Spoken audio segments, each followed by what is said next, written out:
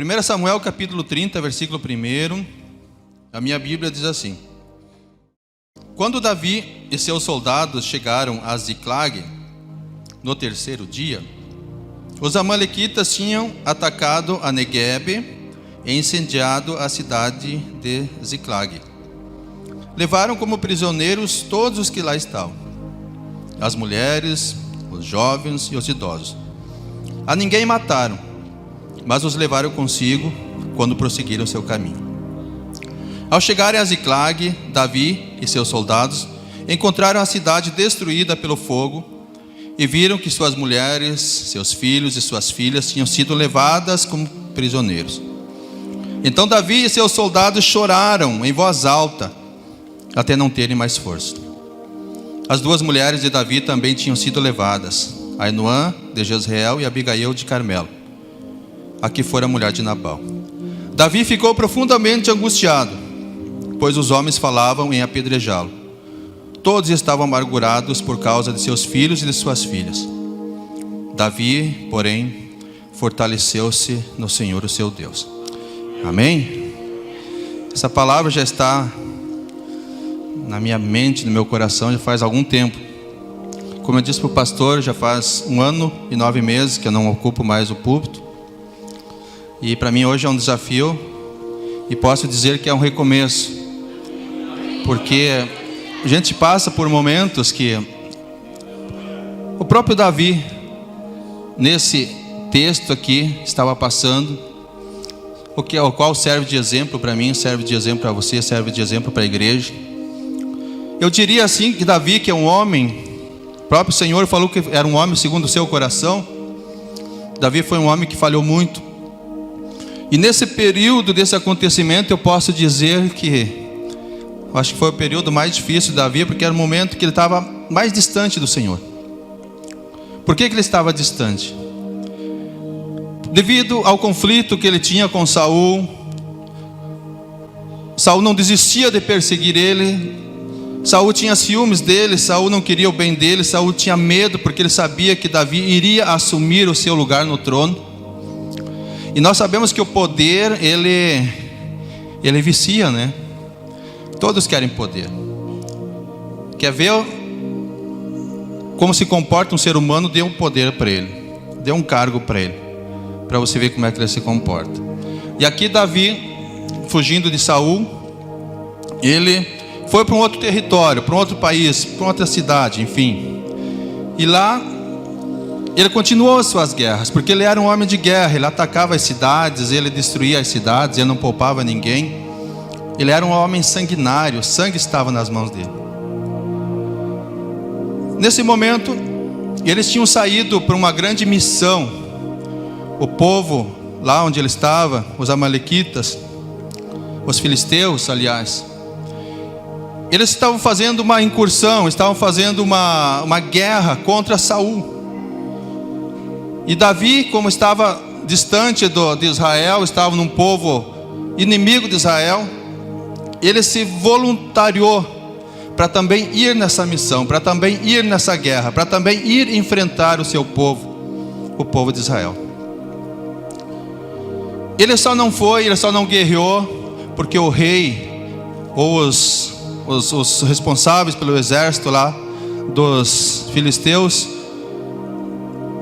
já na guerra, Davi já estava lá para batalhar, e eles não aceitaram, e mandaram Davi de volta. Ficaram com medo dele e os seus 600 homens. Davi tinha um exército de 600 homens.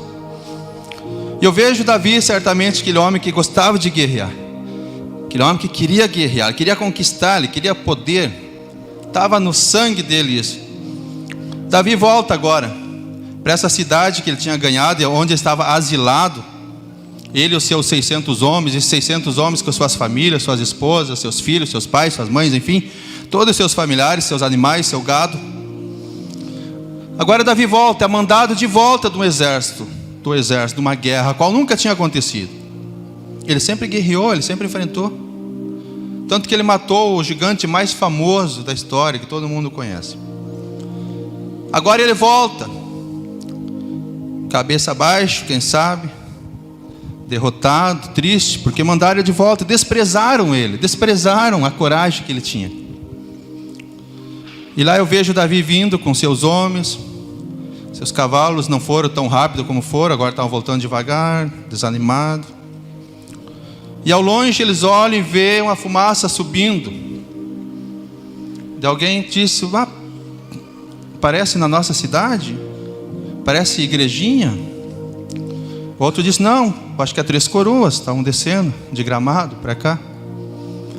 Ao chegar mais perto, alguém disse: não, eu acho que é igrejinha, não é Três Coroas, é mais longe.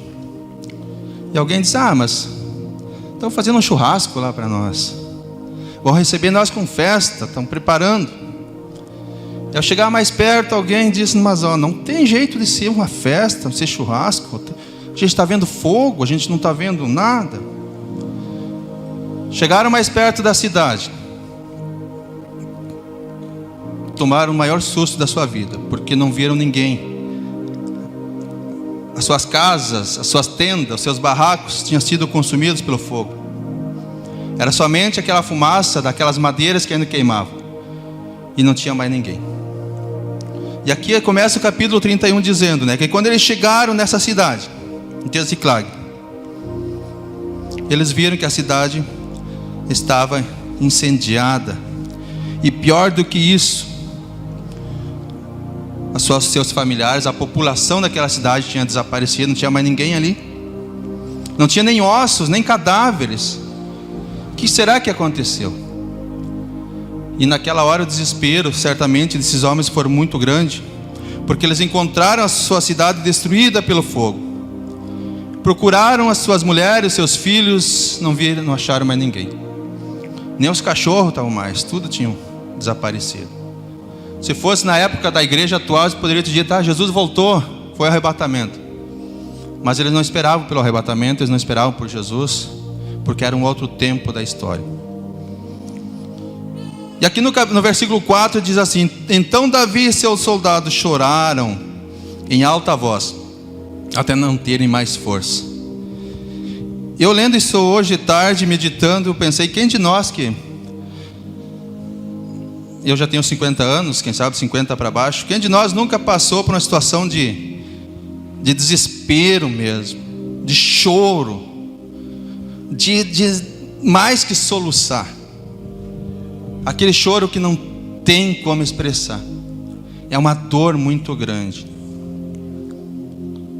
Quando nós era criança, às vezes a gente passava por isso, que os pais passavam a cinta, e a gente chorava tanto, se escondia às vezes embaixo da cama, no porão, chorava tanto que dormia lá.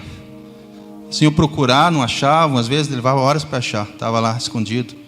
Tanto que chorou, acabou adormecendo. Mas esses homens não dormiram.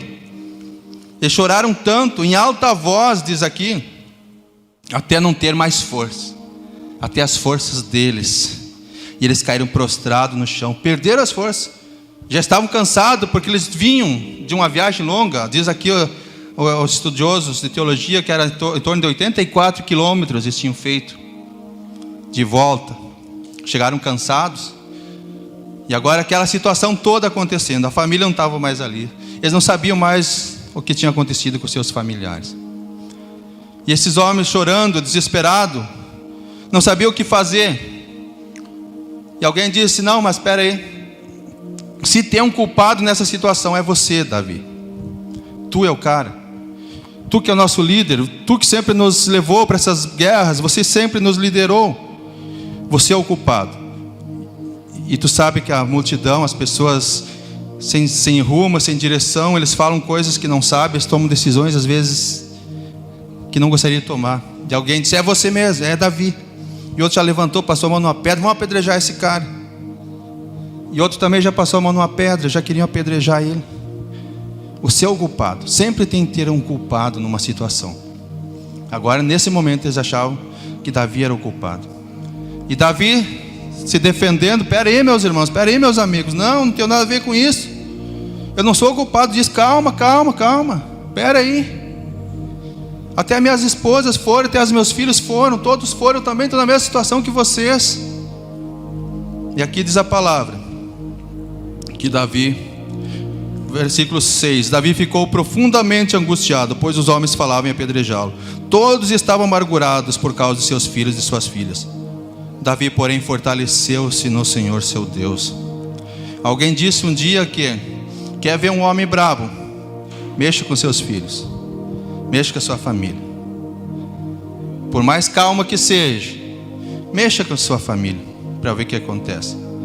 Imagina esses 600 homens que eram homens que vieram de uma vida difícil, eram homens violentos, eram homens endividados, eram homens que tinham problema com a justiça, eram homens que tinham problema com as drogas, diria isso hoje, com o alcoolismo. Homens que Davi tinha conquistado, levado eles para a caverna de Adulão, tinham ficado aquele tempo todo, tinha preparado eles. Homens que não tinham valor nenhum, agora eram lutadores, eram soldados valorosos e corajosos. E esses homens tinham coragem. Esses homens tinham coragem de apedrejar ele, de fazer, porque era ele contra 600. Ia fazer o quê? Por mais corajoso que ele fosse, por mais guerreiro que ele fosse, mas um homem contra 600 não tem o que fazer. É uma desvantagem muito grande. E aqui, a palavra diz: Davi, porém, fortaleceu no Senhor seu Deus. E chamou o sacerdote Abiatar e disse para ele: traga aqui. Algumas traduções diz o Urim, Tumim, outra tradução diz, aqui a minha diz o colete sacerdotal. Não vou entrar em detalhe, outra hora o pastor Jair pode explicar para vocês o que era o colete sacerdotal, o que era o Urim e Tumim. Esse sacerdote trouxe, chegou à presença de Davi e disse: eis aqui, Davi. E aqui, meus queridos, eu vejo a oração mais curta e mais objetiva que está narrada na Bíblia. É a oração mais curta, mais objetiva que um ser humano possa fazer. Aquela oração na hora que você mais necessita, que você não sabe o que fazer, onde você não tem palavras. Davi está nessa situação. Davi chegou diante de Deus, fez somente duas perguntas, duas frases. Perguntou para Deus: Senhor, devo prosseguir? Devo perseguir esse bando de invasores? E outra pergunta: se eu perseguir, eu irei alcançá-los? Tem alguma chance? O que eu faço? E ali diz a palavra que Deus disse para ele: persiga-os. É certo que você os alcançará e conseguirá libertar os prisioneiros. Daí Davi procurou animar esses homens, disse: gente, vamos atrás, vamos conquistar de volta. Não podemos entregar de mão beijada nossa família para o inimigo. Não podemos entregar nossos filhos, nossas esposas, nossos pais, nossas mães de mão beijada para o nosso inimigo. Nós precisamos fazer alguma coisa. O que vamos fazer, Davi? Nós nem sabemos para onde ele foi. Vamos atrás. E aqui esses 600 homens saíram. E aqui diz a palavra no versículo 10: pois 200 deles estavam exaustos demais para atravessar o ribeiro. Todavia Davi e 400 homens continuaram a perseguição. Desses 600, 200 homens não aguentaram. O desgaste físico foi tão grande. Eles estavam tão cansados, com fome. Vinham de uma jornada, voltando para casa, na esperança de encontrar uma comida para matar a sua fome. Não tinha nada, estavam sem comer. E mais do que isso, o desgaste emocional, porque eles ficaram muito desgastados. Choraram tanto, nós vimos ali. Choraram tanto, até não terem mais força. Agora, esses homens ficaram de tão cansados, não conseguiram nem atravessar aquele riacho. E Davi e mais 400 homens acharam tanta força e continuaram a jornada. No versículo 11 diz assim, que eles encontraram um egípcio no campo e o trouxeram Davi. Deram-lhe água e comida. Deram a ele um pedaço de bolo de figos prensados e 2 bolos de uvas passas. Ele comeu e recobrou as suas forças, pois tinha ficado 3 dias e 3 noites sem comer e sem beber. A gente tira tantas lições nessas passagens bíblicas. Eu lendo isso aqui, meditando, veio ao meu coração o seguinte: mas por que ele se importar com um homem que estava praticamente morrendo no caminho? Não tinha nada a ver com eles. O objetivo deles era ir atrás dos seus familiares, não ajudar um miserável que estava ali jogado.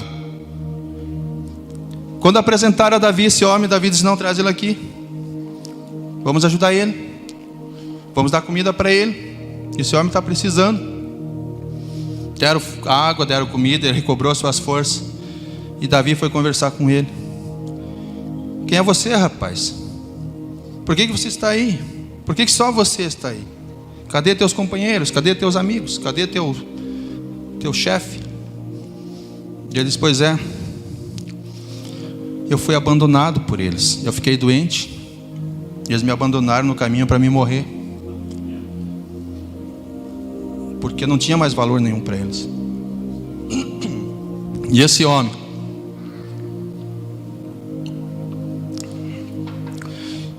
se não fosse Davi, ele teria morrido, com certeza. Isso me traz uma lição, meus queridos.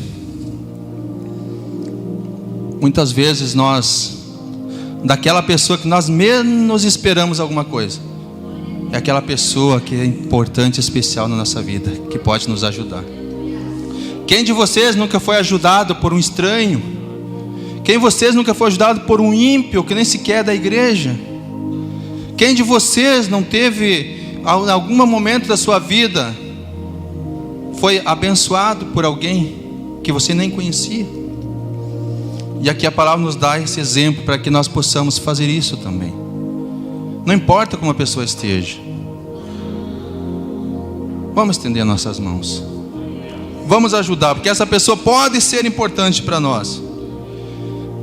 Esse irmão ali, o Everaldo, meu discípulo, meu irmão, vice-pastor lá do bairro. Esse rapaz, quando eu conheci ele não servia a Deus. Olhando assim, a igreja, olhando para ele, não dava nada para ele, mas que tomava seu traguinho, acho que até fumava um baseadinho. Mas um dia ele caiu numa célula nossa lá e se converteu. Hoje ele serve a Deus, ele e sua esposa são os pastores do bairro lá.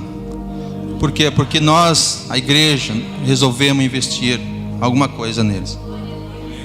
E a igreja tem essa função de investir nas pessoas. Não importa se ela tem dinheiro, não importa se ela está bem vestida, não importa se ela tem uma boa aparência, não importa se ela é branca, preta, qual é a cor. A nossa função é investir. Por que foi tão importante esse homem? Porque eles levaram Davi e o seu exército, os seus homens, até onde estavam os seus familiares, onde estavam os seus prisioneiros. Daqui diz a palavra que Davi foi. Lá no versículo 16 diz assim: quando ele levou Davi até lá, os amalequitas estavam espalhados pela região, comendo, bebendo e festejando os muitos bens que haviam tomado da terra dos filisteus e de Judá. E esse é o trabalho dos que não conhecem a Deus. Eles deveriam estar preocupados, guarnecendo, porque alguém poderia vir atrás. Eles conheciam Davi, eles ouviam falar de Davi, conheciam o exército de Israel, conheciam o exército de Judá, eles conheciam os filisteus. Mas eles estavam lá festejando. Aqui a minha Bíblia diz que estavam comendo, bebendo e festejando. Parece tão familiar, parece tão atual isso, né? Quantos hoje estão aí festejando, bebendo, comendo e não estão preocupados? Não estão preocupados nem com sua família, nem com a sua vida espiritual, nem com o seu futuro, onde vai passar a sua eternidade. Esses homens estavam ali, comendo, bebendo e festejando, e não perceberam que Davi estava observando eles. E aqui diz a palavra, lá no versículo 17, que Davi atacou eles no dia seguinte, desde o amanhecer até o final da tarde, e nenhum deles escapou, com exceção de 400 jovens que montaram em camelos e fugiram. Então não era pouca gente, provavelmente era mais de 600 homens, que somente 400 conseguiram escapar, e os outros foram todos derrotados. Porque se estivesse vigiando, se estivesse lá com a guarda, alguns poderiam até estar festejando, mas tinha que ter alguém cuidando. Eles foram pegos, desapercebidos. E assim vai acontecer um dia, meus queridos. Os que estiverem festejando, os que estiverem bebendo, comendo, os que estiverem despreocupados com a sua vida futura, eles poderão ficar para trás, poderão ser derrotados, poderão ficar no dia em que Jesus voltar. E agora nós vemos, Davi enfrentou eles, lutaram o dia todo. Imagina, eu fico pensando a coragem e o treinamento desses homens. Já chegaram à sua cidade cansados, loucos para tomar um banho, dormir, descansar. Não puderam fazer nada disso, não puderam comer nada, nem um banho sequer, nem trocar a sua roupa. Seguiram mais lá 24 quilômetros pelo menos até encontrar esse exército, sem dormir, sem descansar, e ainda lutaram o dia inteiro. Eles não estavam apenas numa guerra. Agora a guerra era diferente. Agora a guerra era para libertar seus familiares, a sua família, aqueles que eles amavam.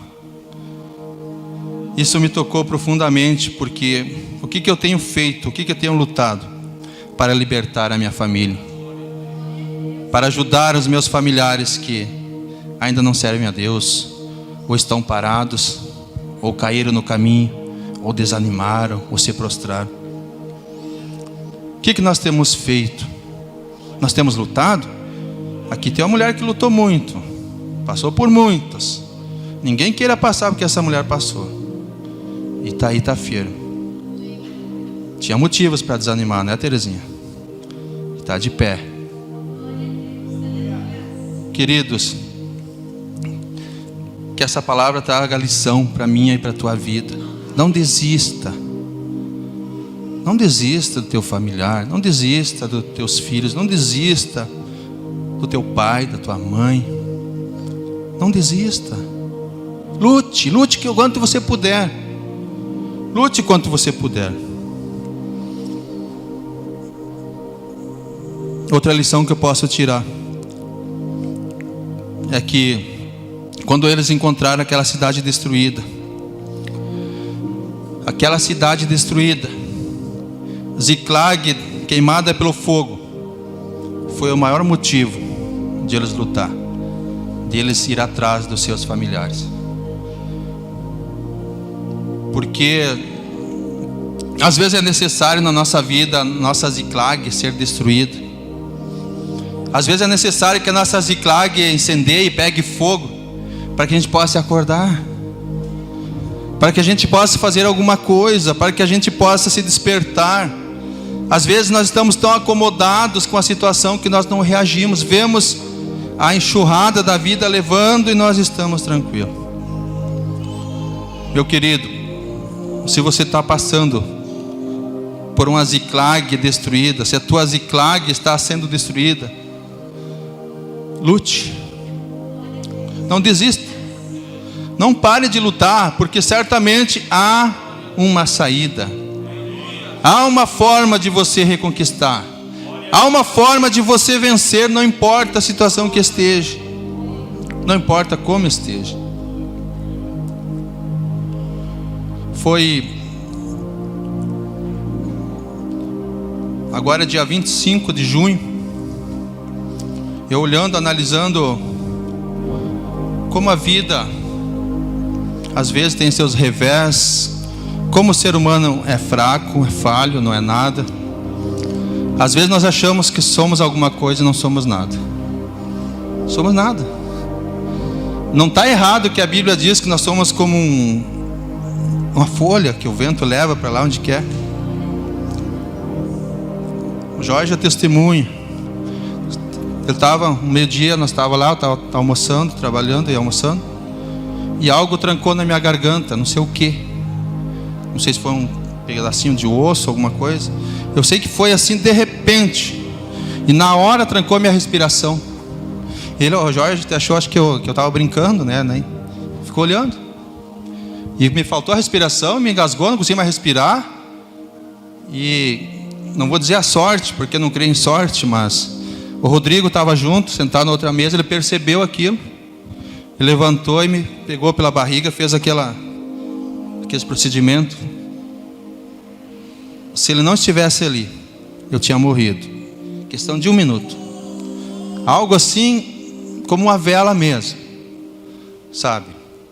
Ali foi um dos motivos, foi um dos empurrão que Deus me deu, que eu não posso ficar parado.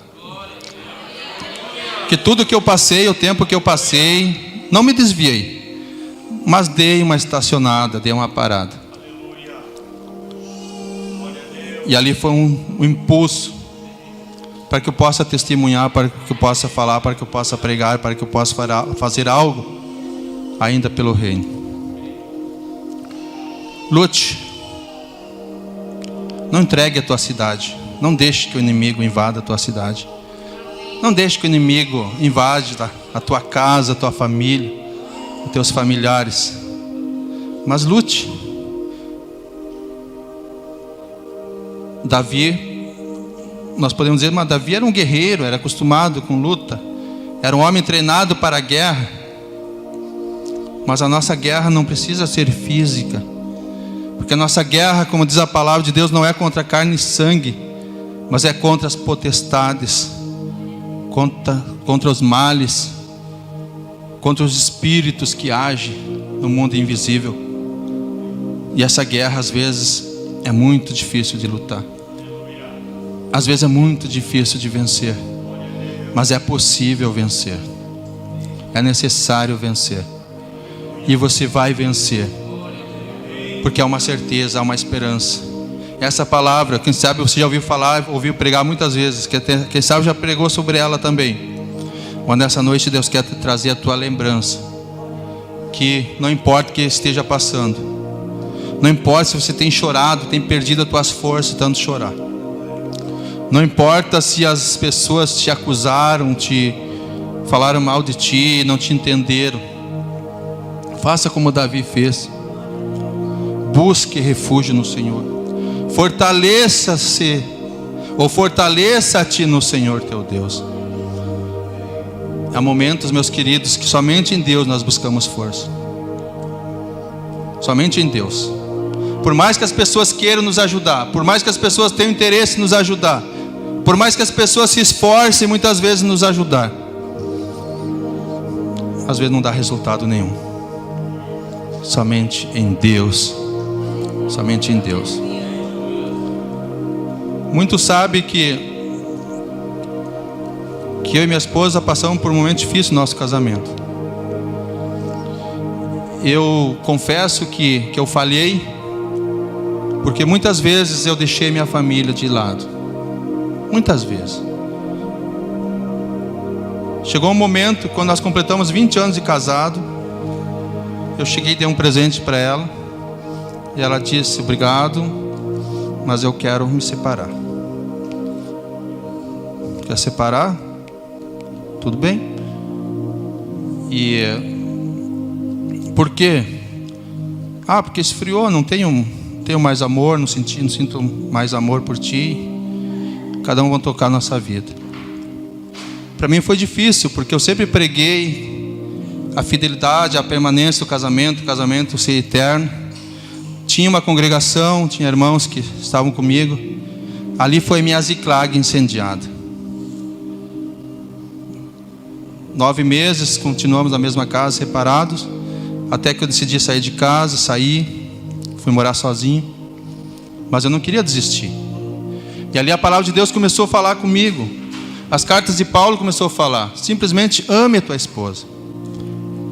E nós temos um problema grande, homem. Nós podemos reconhecer isso, que nós às vezes não amamos nossa esposa como elas merecem.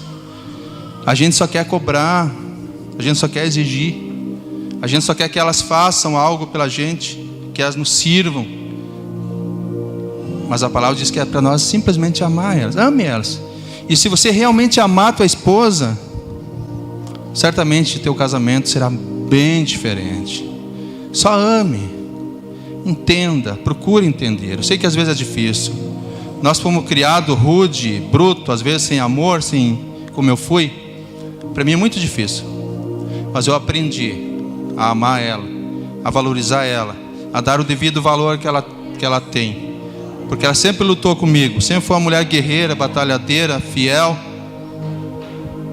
E eu não queria que acontecesse essa separação. Ao ponto que um mês antes, quando eu coloquei diante de Deus, é isso, eu vou no advogado, mandar fazer o divórcio, vamos separar. Eu fui num culto lá na congregação. Uma missionária lá do Rio de Janeiro estava pregando, e ela falou que estava passando pela mesma situação, estava se separando. E dela disse: você, homem, não desista do teu casamento, lute por ele. Mas eu já estava dizendo, eu fui disposto a dizer: não quero mais, chega. Daquela noite eu voltei, saí do culto e disse para Deus: Deus, eu vou dar 30 dias para ela, e tu vai falar o coração, se é ou não é. 30 dias, nada mais que isso. Depois de 30 dias, se nada acontecer, é porque tu quer realmente que haja essa separação. Muitos irmãos me ajudaram, o irmão Jorge me ajudou muito, o pastor Ney, tanta gente. E quando chegou antes dos 30 dias, ela me chamou para conversar, sem eu falar nada. E graças a Deus estamos juntos, está melhor que antes. Essa é minha esposa, pastor, está ali. É uma benção. Então eu tenho um motivo. Eu digo para você: não desista, meu querido, não desista do teu casamento, não desista. Ame a tua esposa, simplesmente ame, trate ela com seu devido valor, porque com certeza as coisas serão diferentes na tua vida. Eu sei que um dos maiores problemas que nós passamos é problema de relacionamento, dentro de casa, entre o casal, com os filhos. É um dos maiores problemas. Quem não passou por isso? Tem alguém que não passou? É difícil, todos nós passamos. Quem sabe você está passando. E se você está indo muito bem em teu casamento, você vai passar, tenha certeza. Você vai passar por problemas. E daí, ouça essa palavra que eu estou falando essa noite. Quando vieram os dias ruins, tem uma mensagem do pastor Marco Feliciano que eu ouvi uns anos atrás, que ele fala sobre o dia mau. Eu tinha medo daquela mensagem. Eu assisti umas 2 vezes, mas eu tinha medo, tremia, não quero passar por isso. Mas eu sabia que um dia ia ter que passar, e eu passei. Não só passei, mas eu venci. Deus permite essas situações nas nossas vidas para nos ensinar, para nos fortificar, para acrescentar a nossa fé. Então, se você está passando por momentos difíceis, quem sabe você já perdeu a tua família. Você não perdeu, não. Só perdeu se estiver morto. Aí não tem mais o que fazer. Mas se estiverem vivos, ainda há esperança. Há uma esperança, como diz o hino do desafio. Há uma esperança. Nem tudo está perdido. Para os homens de Davi, podia estar perdido. Porque a intenção desses homens, dos filisteus, era levar aquelas mulheres, aqueles jovens, aqueles homens mais novos, para vender como escravos, para ganhar um dinheiro em cima deles. Esse foi o desespero desses homens. Imagina ter a sua esposa e seus filhos vendidos como escravos, as mulheres serem escravos, se prostituírem, os meninos para trabalharem trabalhos forçados. Esse foi o desespero desses homens. Por isso que eles fizeram de tudo, e chegaram até cair no chão de cansado, e chegaram até as forças deles terminarem.